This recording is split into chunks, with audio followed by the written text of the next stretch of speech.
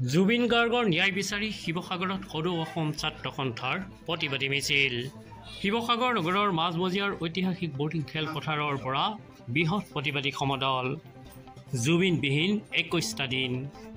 শিৱসাগৰ জিলা ছাত্ৰ সন্থাৰ উদ্যোগত প্ৰতিবাদী কাৰ্যসূচী প্ৰাণৰ শিল্পীগৰাকীৰ ন্যায় বিচাৰি।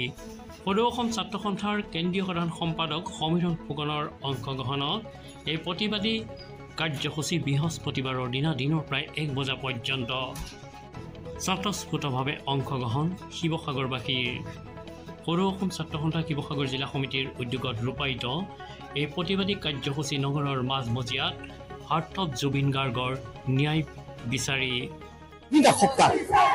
তিনিটা সপ্তাহত অসমৰ প্ৰত্যেকগৰাকী জনতাই বিচাৰে যে জুবিন দাৰ প্ৰতি ন্যায় লাগে।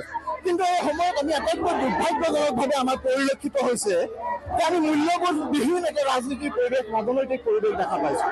সকলোৱে ইজনে সিজনৰ প্ৰতি তেওঁলোকে বোকা ছটিওৱা ৰাজনীতি আৰম্ভ কৰিছে। এই কথা কেতিয়াও গ্ৰহণযোগ্য হ'ব নোৱাৰে। আমাৰ স্পষ্ট কথা, জাতিটোৱে বিচাৰিছে জুবিন দাক ন্যায় দিব লাগে আৰু জুবিন দাক ন্যায় নিদিয়া পৰ্যন্ত আমি শান্ত নহওঁ। জুবিন দাৰ ন্যায়ৰ ক্ষেত্ৰত সকলোকে ৰাজনীতি পৰিহাৰ কৰিবৰ কাৰণে আহ্বান জনাইছোঁ। শাসক দল, বিৰোধী দল সকলোৱে ৰাজনীতি কৰিছে। শাসক বিৰোধী সকলোৰে চক্ৰান্তত জুবিন দাক জাতীয় জীৱনৰ এই সম্পদটোক তেওঁলোকে ৰাজনৈতিক আহিলা কৰিব খুজিছে। এই কথা গ্ৰহণ কৰা নহ'ব। আমাৰ স্পষ্ট কথা, জুবিন দাৰ প্ৰতি ন্যায় লাগিব। প্ৰতিগৰাকী অভিযুক্তৰ বিৰুদ্ধে কঠোৰৰ পৰা কঠোৰতম শাস্তিৰ ব্যৱস্থা হ'ব লাগিব।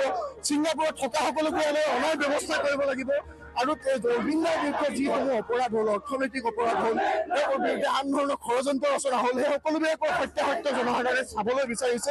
আৰু আজি এই প্ৰতিবাদী মিছিলৰ পৰা আমি সকলোকে সকীয়াই দিছোঁ, জুবিন দাক লৈ ৰাজনীতি নহ'ব। জুবিন দাক লৈ ৰাজনীতি সকলোৱে পৰিহাৰ কৰক, নহ'লে অনাগত সময়ত সকলো ৰাজনৈতিক দলক জনসাধাৰণে প্ৰত্যক্ষ কৰি আছে। আহিব লগা সময়ত তেওঁলোকক উচিত প্ৰত্যুত্তৰ দিবৰ কাৰণে জনসাধাৰণ সংগঠিত হ'ব।